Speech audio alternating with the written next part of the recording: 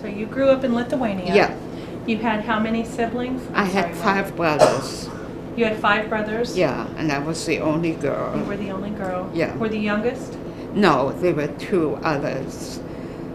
And my 2 youngest brothers were murdered hours before the liberation, turned in by some bastard Lithuanian countrymen of mine. The regular guards had already left, and there were some, and the few prisoners that were left there thought they were already free. They were hiding in ditches with shrubbery around it, but there were enough Nazi stragglers around, and they had some dogs, and every prisoner was sniffed out and killed. Take me back to Lithuania. Lithuania was a good place before the war to live. The Jewish community was very, very remarkable. There were an awful lot of poor Jews there, but we were quite a good community. They were all taken care of. A lot of them, young people, went to what was then Palestine, and as pioneers. And of course the British would not let people officially into Palestine, which is now Israel, so most of them had to be smuggled in. But they gave what is called occasionally in entry visa, they called it a certificate. And I was one who raised so much money by hitting my grandparents and my father and my uncles and aunt. It was a very easy job. And I won that one certificate where I could have gone to Palestine, but of course my parents would never let me go. So a friend of mine did go, and she is the only survivor in her family. If she would have been in Lithuania, she would have been murdered with her family. Lithuanian Jews, the official is, they say 92% of Lithuanian Jews were murdered. There are more. Ask any Lithuanian, if the few that are left, it's closer to 96% of the people who were murdered with the help of my Lithuanian countrymen. And I hate them. I don't even have words to tell you how much I hate them. But anyhow, How old were you at this time when you started to become aware that?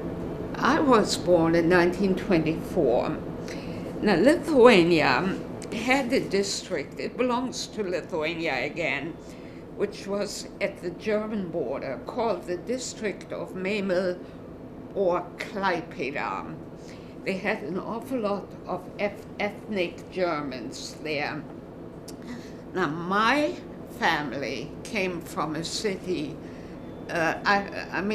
from back, like my father was born, called Plungyan. That's in the middle of Lithuania. And the people of Plungyan were burned alive during the war. They were put into a couple of synagogues and a house. They were starved and then burned alive.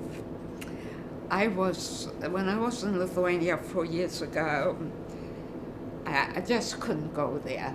I absolutely couldn't. It was just emotionally, I could take only so much. But anyhow, You were how old at the time of the war? So, the district of Memel was taken by the Nazis in March 1939. That was actually before the war started in the West, which started in September 1939, and but in Lithuania it only started in June 1941. And we lived in that district, and our companies, our business part of it was there.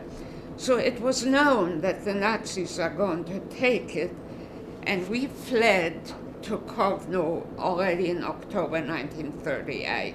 And by that, I mean, the upheaval started then, and I was 14 years old.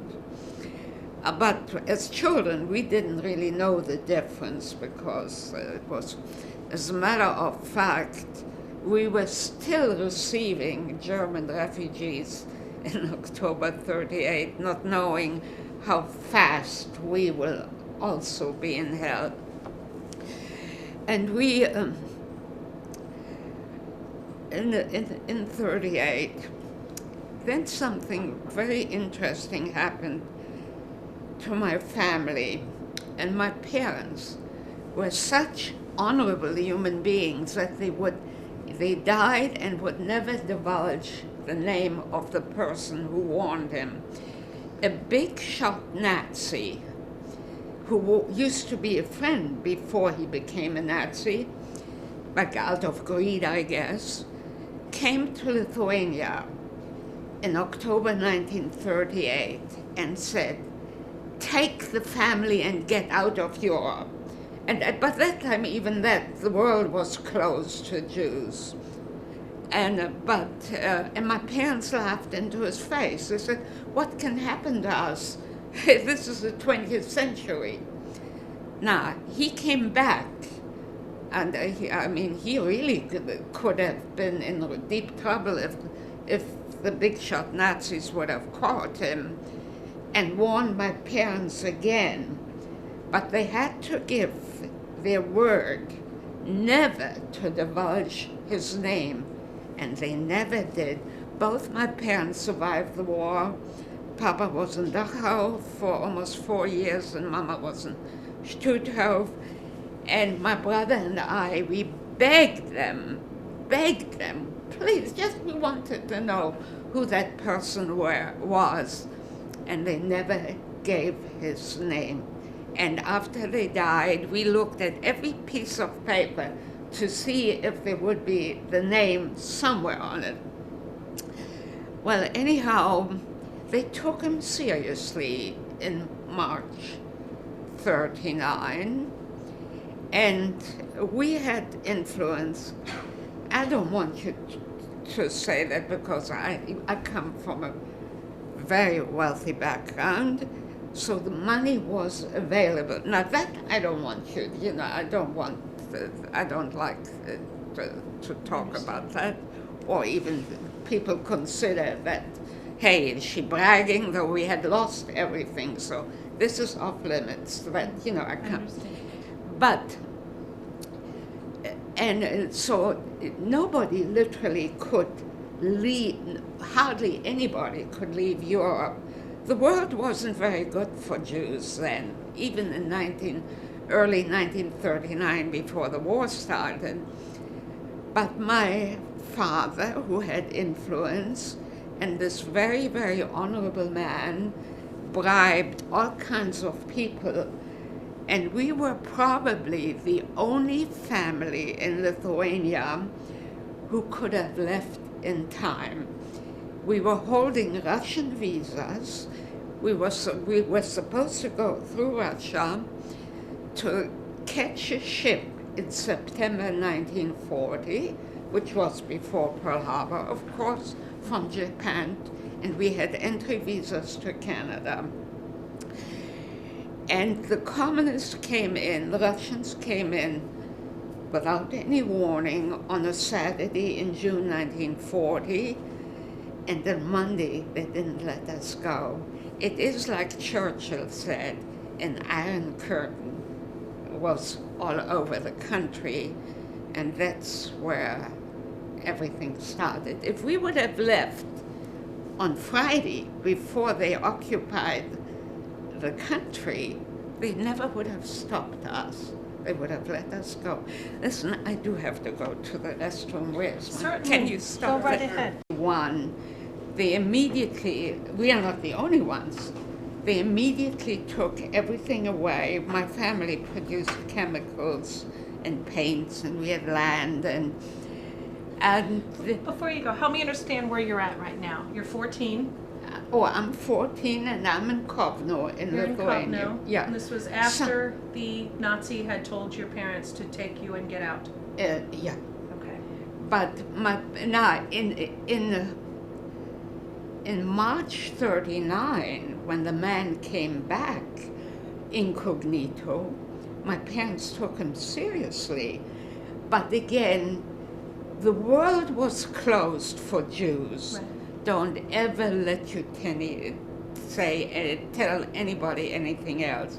But again, we were able to get these papers and with paying fortunes to get the papers to go to Canada.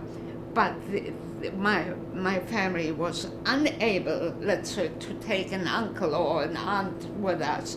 It was strictly for our family, and that was But then when the communists came in June 1940, on a Saturday, and we were holding Russian visas to cross Russia, on Monday, they didn't let us go. If we would have left, as I said before, on Friday, nobody would have touched us.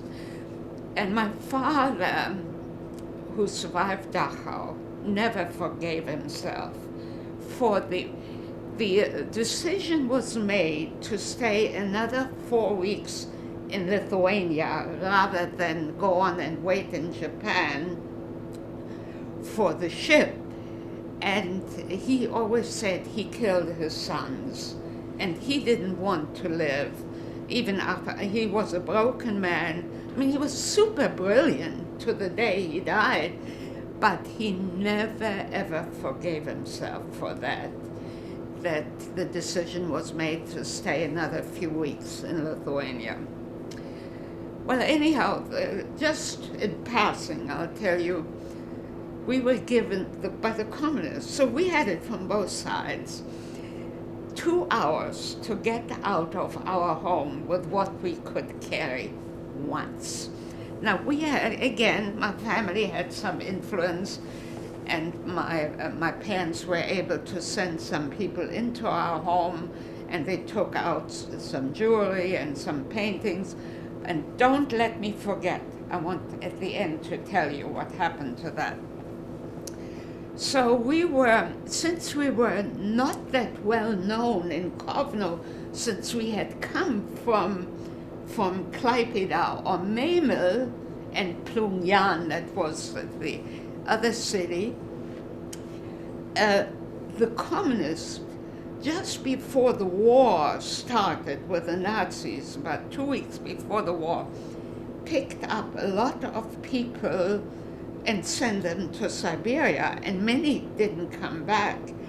But we were quite kind of unknown, not well known there, and also very quiet, and they didn't pick us up. Now, my father said to us, we will be caught between the devil and the blue sea. We won't, what shall we do? We were squeezed there, one side the communists and the Nazis, would be coming. And at this time, you're with your mother and father and Yeah. your 5 brothers. Yeah. When the war started on a Sunday morning, there was a lot of noise, and Lithuania is a small country, and my brother said, oh my God, bombs are falling. And that's when we realized the war was started. Where were you staying now? We were permitted to, in Kovno, to live in a small building that we actually owned, but that was already taken away by the communists. And so there was no place to go. We had no place to flee or anything. And the reason, I have to go back and forth, the reason I hate so much my Lithuanian countrymen, and mind you, my family had been in Lithuania for 500 years. They came from Italy and Spain and Greece, during the time of Inquisition. they actually were invited by some of, I think they were still pagan rulers there. I'm not quite sure of the whole history. And but I simply can't forgive my Lithuanians. During the year of the communist occupations, they recruited young men, like, the age of you or something, the Nazis, and they slipped them across the border into Germany, and they taught them in camps how to murder people without guns. The Nazis would not have trusted these bastards, excuse my language, but with guns. And then they were slipped back into Lithuania. And the day the war started, and they put them all over the country, in cities and villages, and the day the war started, it was almost like an uprising against the Jews, because that's what they were taught to do. And the murder in the first week of the war even surprised the Germans. There was my grandparents, these highly respected people, were murdered on the second day, and they had to be murdered by Lithuanians because the Nazis didn't have it yet in place. Within a week, we were dragged into the ghetto, quote unquote. But the ghetto in Kovno, or Kaunas, was called, but labeled, to this day, if you read the history, concentration camp number 4. We had electric fences. We had, of course, we were starving. And we were like zombies. We didn't talk to each other. We couldn't understand what was happening to us. There was absolutely no vision. What will we do the next day? And we were sort of scrambled together in a small place. What did you know that was going on right now? We didn't really know anything yet. Did you know about the other Jewish Now, people? we were hearing, but our parents kind of hid it from us children, that it was very, very bad in Poland for Jews. Now, we kids, I have great respect for teenagers. We caught on just like that. And we, as teenagers, were literally the first ones to say what's going to happen to us. Our parents, the older people, said, Germany? The civilized country, the most civilized country in Europe, will do any such thing? Impossible. But we teenagers, we caught on. There's something about it. And to this day, I respect teenagers. But we didn't know what was happening. And then the laws came. At first, the first day, they still permitted us to bring in whatever we could carry, one time. But then the laws came, stupid laws. No Jew is allowed even to keep a toaster or anything electrical equipment. No, we had to wear big stars in Lithuania on the left side and on the right back shoulder. We were starved. Can I tell you what starving is? No. You absolutely have to experience it. You are not dead, and you are literally not alive. And I don't have too many hang-ups. Actually, I have less hang-ups than when I married to an American family, who had been here for centuries. But there are certain hang-ups I do have. One is I have to have water in the house. And if I have less than 4 cases of 32 bottles each in the garage, off I go to Sam's and buy some more water. Would I share the water with others if there would be a breakdown? Yes. I've learned about sharing, but when I was growing up, I learned that too. I would literally give the last bottle away. Here, I'm telling you how nice I am, but I would do it. But I have to have 4 cases of, that means 4 times 32 unopened boxes of water in the house. Where the ghetto was, close by, there was a river, the Yemen, but we were not allowed to go to the river. If you went to the river, you were shot and murdered. The murder in the first week in Lithuania, and everything has been written up and it's in the history books, is to this day incomprehensible. Absolutely.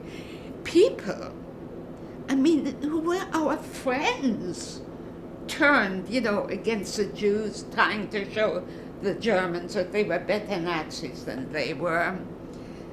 Murder in Kovno, it was a large city, was horrible. Many of our friends, they were Lithuanian gangs, went from home to home and literally murdered people. Again, my grandparents say there were not that many Jews there, and they were herded together and they were murdered. And when I was in Lithuania 4 years ago, there's just a tiny little monument paid. There are over 400 massacre sites in Lithuania of Jews. And what is so not to be understood is people took their children to the massacre sites to show them how people were being murdered. There are pictures where they held them up to see. We are talking about the 20th century. We're not talking about 500 years ago or so, where they probably were more civil than they are now. So at the time in the camp, in the ghetto, when did you start to discover that you knew what was happening? I know you said well, you we knew. said it within a week of 1941 in June already. And they were bounty hunters in Lithuania.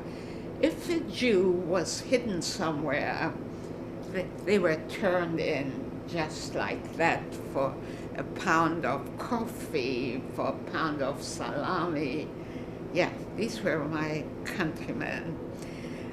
But we did slave labor. Anybody who wanted some slaves, said we want 50 Jews, we want 100 Jews, and we were taken out. And as I said before, most of the times the guards were drunk and sleeping, and so you could slip away.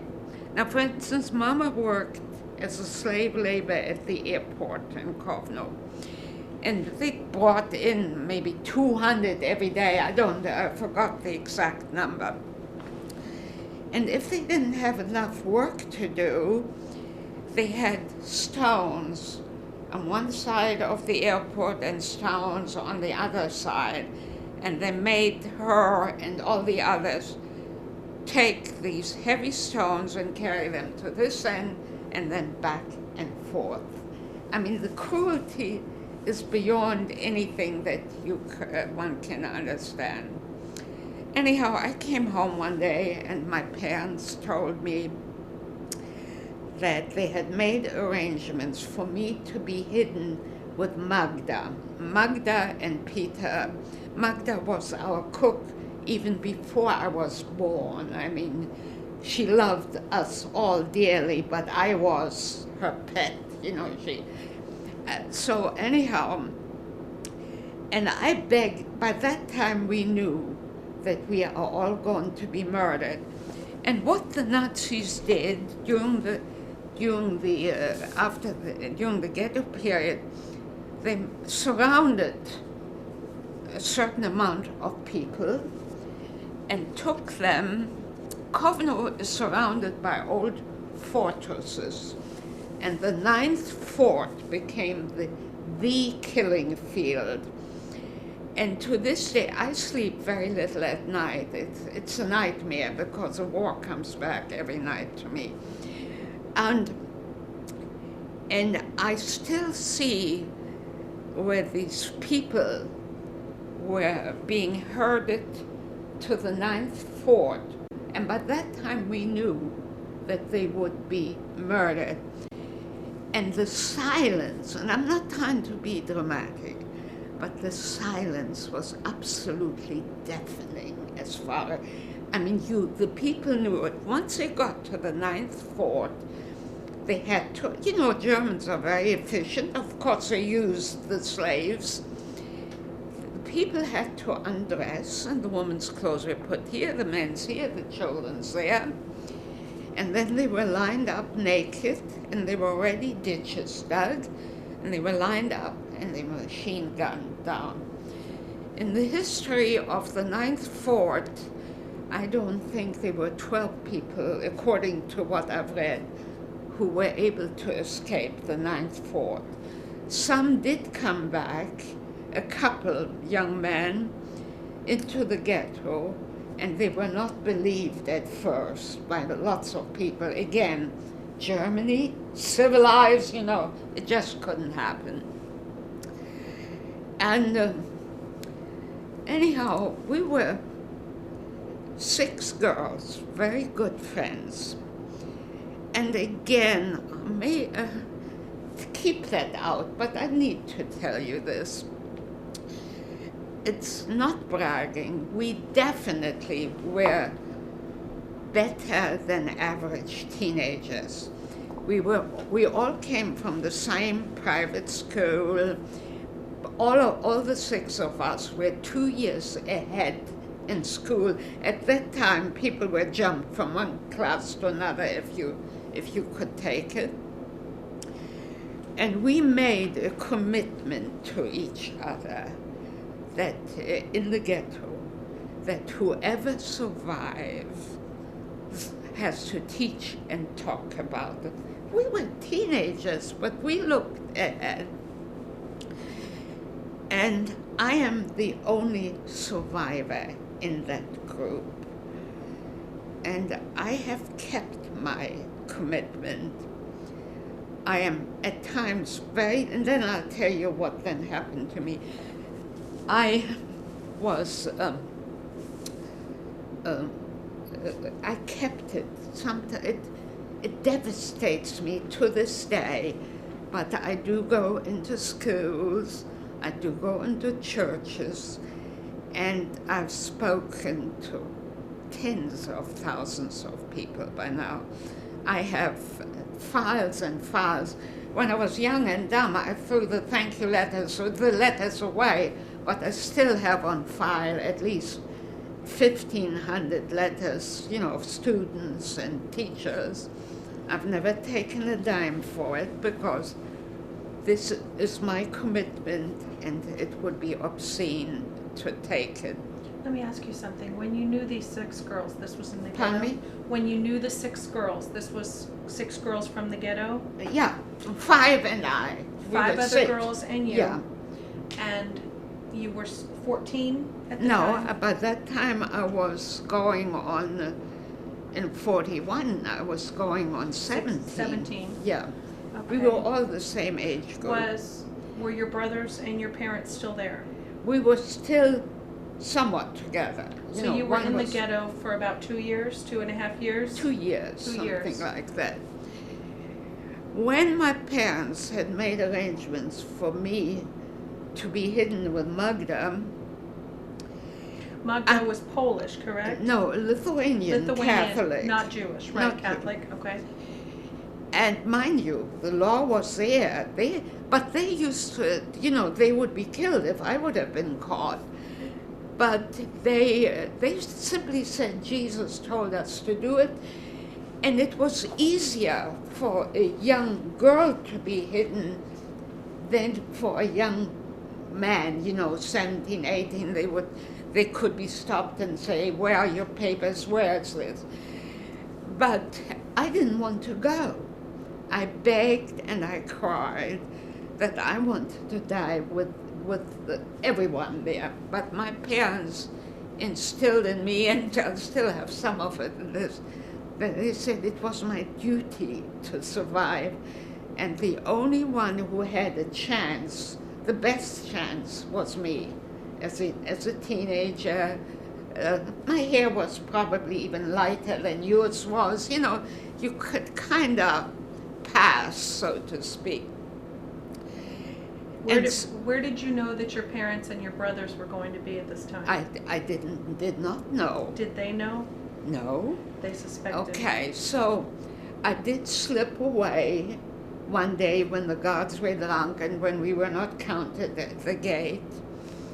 And I was hidden for a couple of months there. And mind you, these people had young children and their parents lived there. If I would have been caught, the Nazis would have wiped out the whole family. And rumors came to us, that my parents were murdered. These were rumors. There was a Dr. and Mrs. Walpert in Kovno, no relatives. They understand they were murdered, but the rumors came to us it was my parents. And at first they didn't want to tell me, but they finally did. And I wanted to go back to the ghetto but they also told me that I never, under the worst circumstance, they extracted the promise from me that I would never commit suicide. Never, even under the worst conditions. Anyhow, so it was dangerous now for me to stay with them. And I really didn't want to stay, but they would not let me go back into the ghetto. And again, they said, Jesus told us, we have to save you. Where were you being hidden? Where in the house? In their little house, which we actually had bought for them. It was a very small house, and the communists didn't take that little house away. Were you in a room or a basement, or where in the house? There was a basement there. I was, in the house. The children knew it. So the family knew you were there? Yeah. Right. But I didn't want to stay. So they made arrangements for me to be hidden in Vilnius, which is now the capital of Lithuania, with some relatives of theirs. When I was growing up, you couldn't even get a visa to go to the district of Vilnius because the Lithuanians and Poles were always fighting over that district. They said it was Polish, the Lithuanians said it was Lithuanian, and the Jewish said it was Lithuanian too. But anyhow, they managed even to borrow a car for the day to take me to Vilnius, which wasn't that far. And there was a curfew. Even for everyone, they had to be off the streets too at a certain time. Anyhow, so they let me off blocks away, so it wouldn't be so obvious that the car was coming into that poor neighborhood and the young woman was coming out. And they left.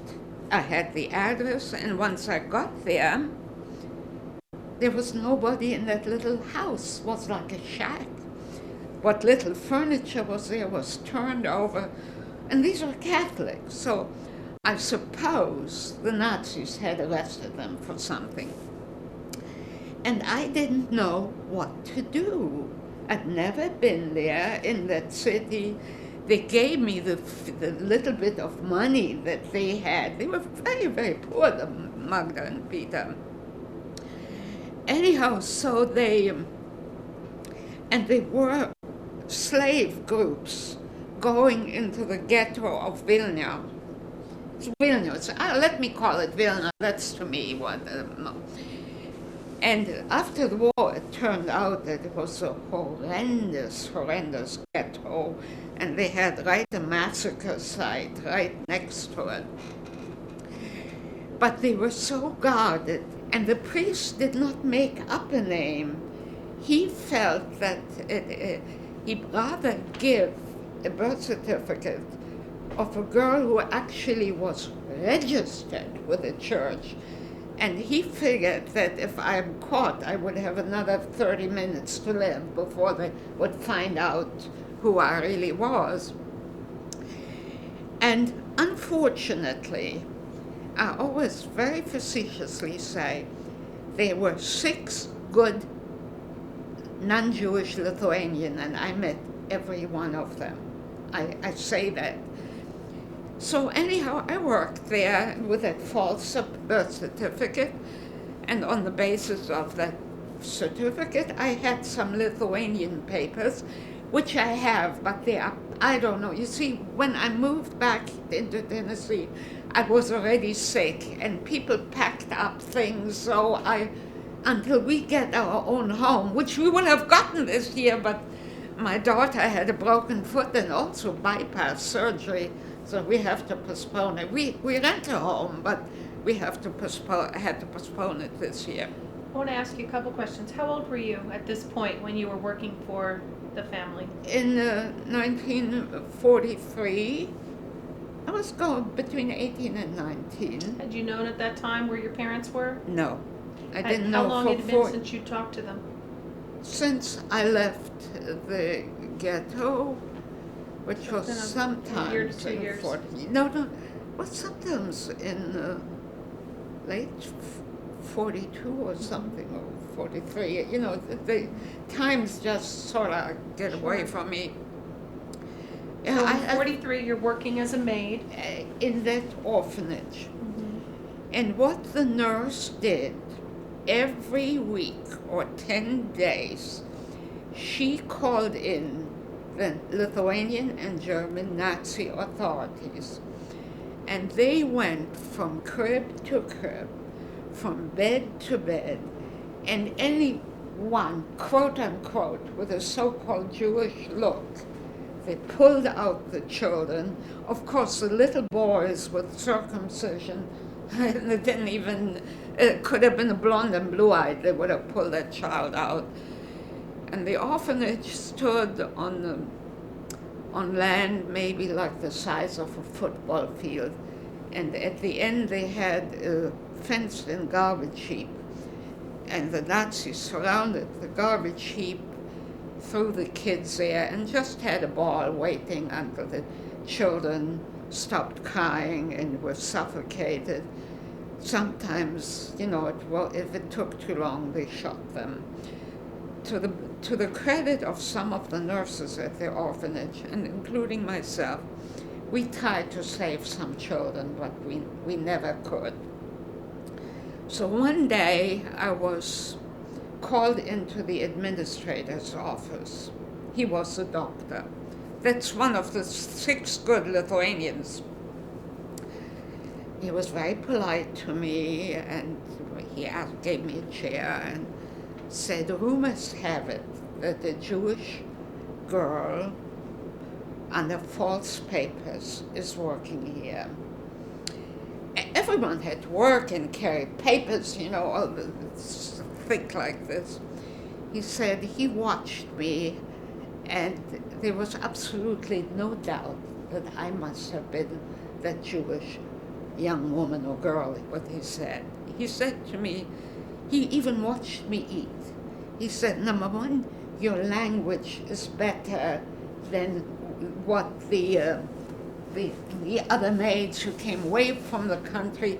Lithuania have an awful lot of dialects. There are some Lithuanians who don't understand in a small country what another one is saying. Your language is better. You have good table manners. You are just different. And he said, are you a Jew?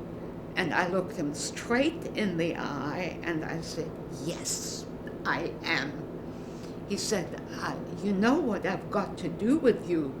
I have to hand you over to the Nazi authorities. I said, I don't care, I don't want to live. You see, at that time I thought everyone was dead. And as a matter of fact, I said, if I do survive, I probably am the only Jew left in Europe, and I don't want to be that way. Then he wanted to know my real name, which I gave to him. And he had heard of us, but he did not know us. And then again, that wonderful, wonderful man looked me straight in the eyes and said, "But I don't want to have you on my conscience. I'm going to help you.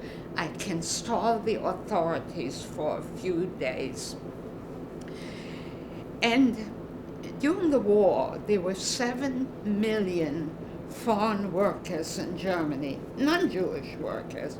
Many, like from Russia and Czechoslovakia and Poland, were picked off the street literally and taken to Germany, where they lived in compounds that had probably half the food rations that the Germans had, and that was already bad enough.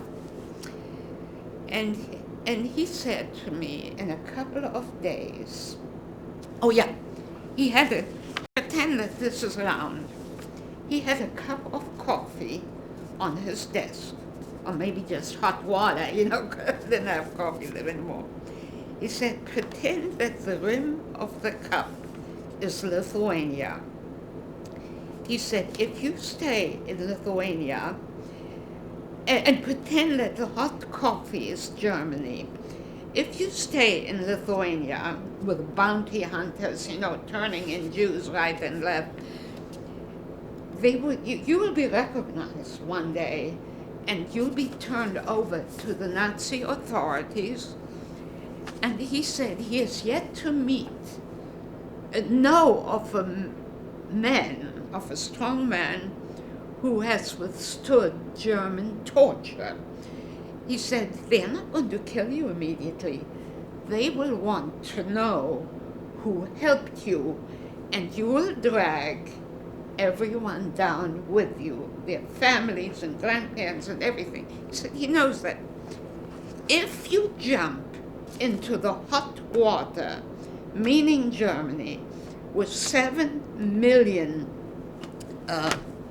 foreign workers from all over Europe working in Germany, you have a better chance to survive there than in Lithuania. And then he said, by mere chance, 800 volunteers, the scum of humanity, volunteered to go to work in Germany. But out of Lithuania, they found 800 scums. And he said to me, and then he started to talk about we, so I presume he was one of the few Lithuanians who fought against the Nazis in the underground. He said, we will give you we will have the necessary papers, and so you can go with that convoy into Germany, and 2 men are going to pick you up in 2 days. They will not say a word to you, and you are not to say a word to them, and they'll bring you those papers, and they'll push you onto the train while the train is already moving. And sure enough, these 2 men came. I don't think they were Jews. I think they were some Christian people. We never said a word to each other. They handed me the papers, and they even brought a couple of sandwiches with me for me. And sure enough, when the train was moving, they pushed me onto the train. It took 8 days because, the armies went, we always had to be on side lines to go, which now takes maybe 8 hours to travel by train then. Now, we were let out. We were not prisoners, but we were, according to the Nazi authorities, we were still 2nd or 3rd class human beings. But we were let out when the train was stopped, and we were given water, a little bit of food, not enough not to be hungry, but so. And once we got to the destination in northern Germany, I was a little lucky. It's called the state of Mecklenburg, where we were. It was where we stopped. And I was Sorry, sent say that again. The state. Mecklenburg, Mecklenburg. Mecklenburg. And I was sent to a farm rather than to an ammunition factory. Tens of thousands of farm workers were killed by air raids in the munitions factories by the West, but they had no choice. You know, the West doesn't have the choice. They bombed the factories, and the farm workers were there. When you were on that train, did you know where you were headed? Into Germany, I didn't know You where. didn't know where. You knew you were going to Germany. No, Did you know what you were going to do? No, they got you into a camp of some sort, and then they chose people for. I mean, it was sheer luck that I was sent to a farm owned by a lord. He had 3 big farms and committed suicide the day was over. He was a big Nazi supporter, and his wife committed suicide too. But anyhow, so I worried. Now, we had to live in a building in a fallen compound, and we were locked up at night. And if you wanted to go to visit somebody in another village, you had to have a permit to go. So we were not free, but we were also not in a concentration camp. We were foreign workers, quite badly treated by the Nazi overseers. One day, of course, you know, I was still young. You were 19 or 20? Yeah. If I would have known what I know now, I would have never let on that I understood German, you know, and spoke it fluently. But I didn't know any better. You know, I was young. They asked me questions, I answered in German. One day we were loading potatoes, frozen, rotten potatoes, into railroad cars. And I still feel the stench. And I was at the end of the train there working with others. And the overseer with a rifle, you know, these older men, you know, they had them on, sent me to the other end of the train with some papers to hand to one of the other overseers. So I handed the man the papers, and that man said, "Hey, wait a minute," in German. And he said, "Do you know where this is going?" I said, "No, I never even looked at it." He said, "Read it." And it said, SS Auschwitz. Never heard of Auschwitz. And then he said something, I still hear his laugh. "Ha, ha, ha, that's where they make soap out of Jews." There's a question whether soap was made out of human beings. It is true that they made lampshades out of skin, but with soap, some historians say yes, some historians say no. Never heard of Auschwitz until then. So, if you ask me whether the Germans knew what was going on, the murder, the unbelievable cruelty, I'd say yes, and I have never, ever changed my mind.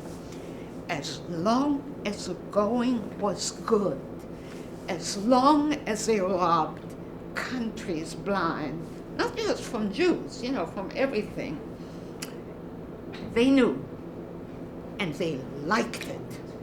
They liked it. They liked the idea of being the super race of the world. They even, I heard it, and then I read it in some books, where they said they are going to take the United States without a shot. They liked it. Only at the end of the war, you know, maybe a few months before, even then, the German farm workers were saying, "Oh, the Führer, you know, Hitler, he has a special bomb, and at the end he's going to destroy and we'll win the war. He had them in there. I don't know. Were they hypnotized? I have no idea, but it kind of looked to me that way. Only at the end of the war, maybe 6 months starting before, we kind of were hearing, I was, because I understood them when they were talking to each other, that maybe something is going it's going the wrong way for Germany. But for some reason, Hitler had them in their hands almost up to the end of their lives. So when I came to the United States, and I love country music, there was a song very popular. This woman cries, I didn't know the gun was loaded, but she shot her husband a dozen times, that she was crying there in that song. And that's what I say about the Germans. They knew what was going on, but after the war, and that made me even angrier, after the war, I didn't meet one German who said, well, I was a Nazi and I was wrong. Not one. They all had Jews. There wouldn't have been enough Jews around for everyone to hide them. And they were. And I don't trust them to this day. But there were too many collaborators in many other countries. There were an enormous amount of collaborators among the French who, out of greed, it's always out of greed. Dutch, Holland is only now, in the last few years, coming to terms with the Nazi support. We read the books, but Terry von Boom or whatever her name was, and we always thought that every Dutch person was so wonderful. Yeah, there were Dutch people there. But before the war, the Nazi was forbidden in Holland, and they had over 100,000 in the Nazi party there, though it was forbidden.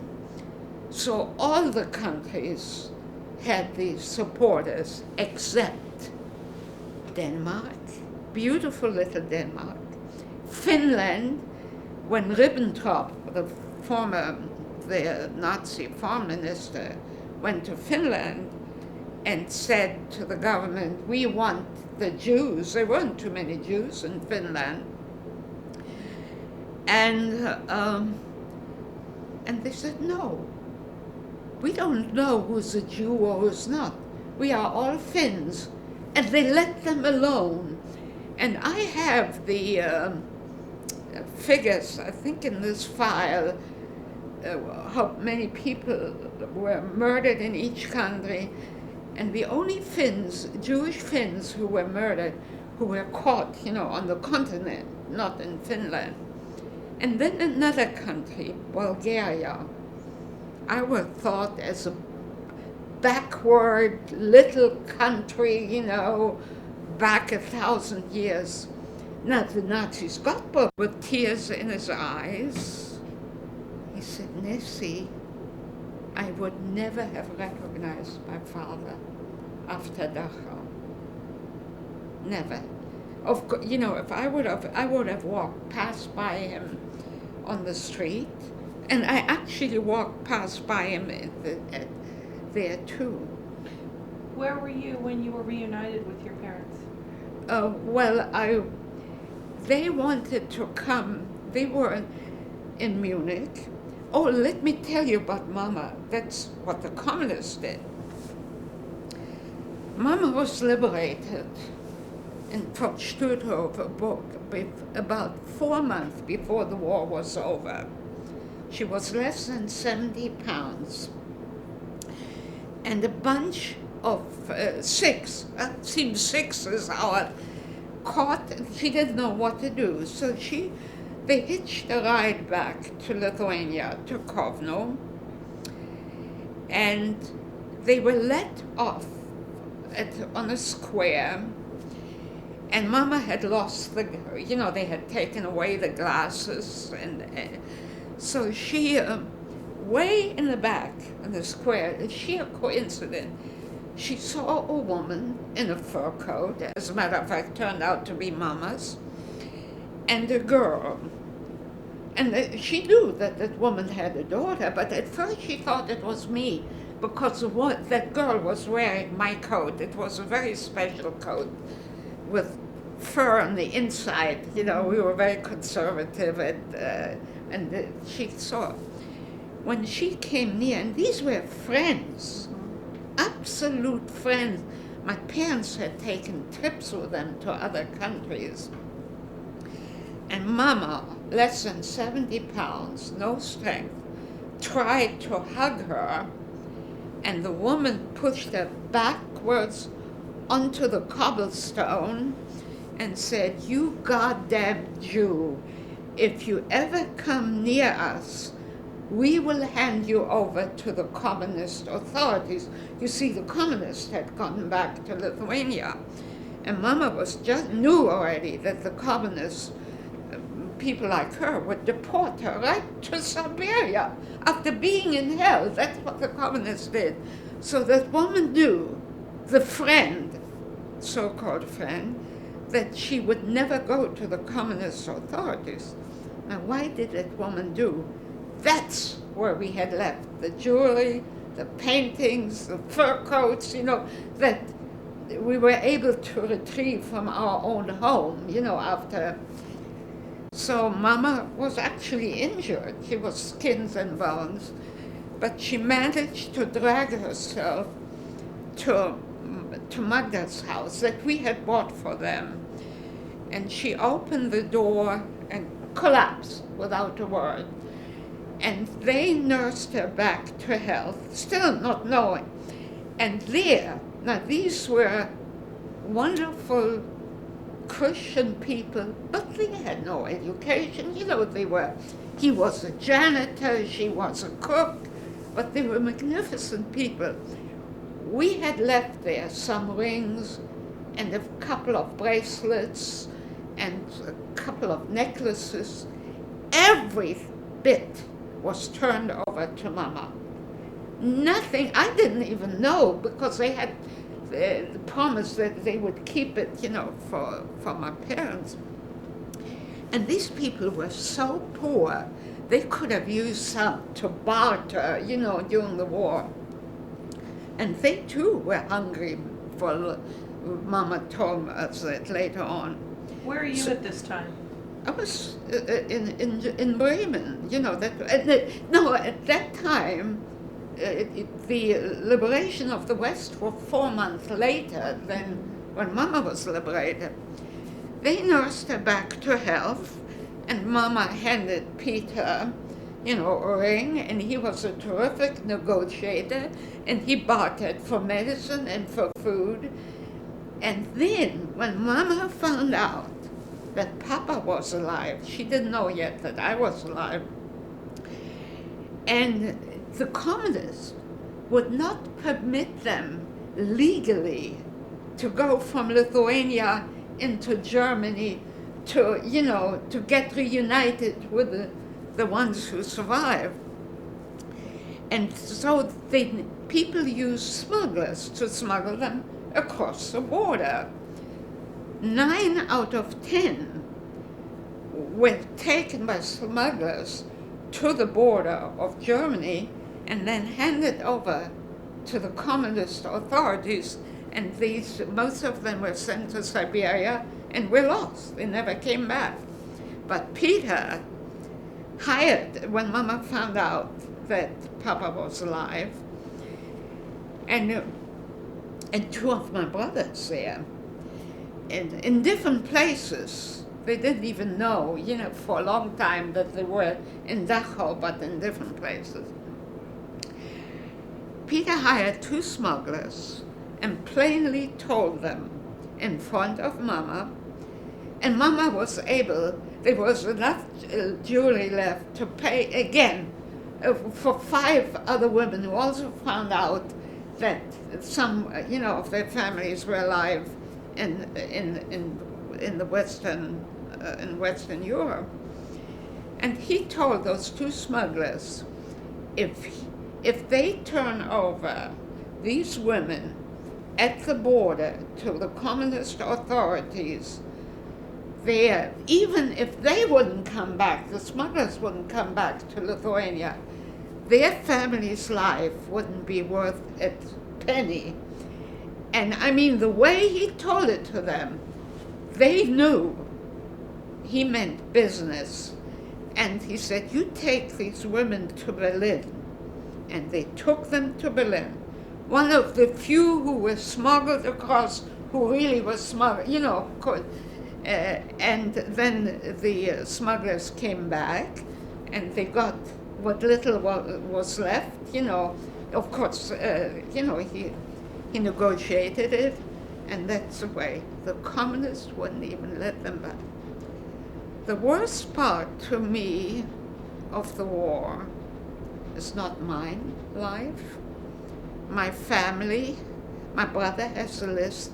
I had a brother in England during the war. My brothers were educated in England. I was too young, all my two younger brothers were too young yet. And anyhow, they put a list together of family members. Some of them he or I wouldn't have known, maybe third and fourth cousins or so. But if there would have been a family reunion, they too would have been entitled, to be invited. And there is a list of 217 names of within our family group who were murdered. Lithuanian Jewry is totally wiped out. And when I was in Lithuania for 10 days, life is gone. There are a few Jews in Lithuania, and I couldn't even understand them. They are just the ones I met, not one was Lithuanian born. They came from Russia, they spoke Yiddish. I never spoke Yiddish in my lifetime, but I spoke Hebrew fluently.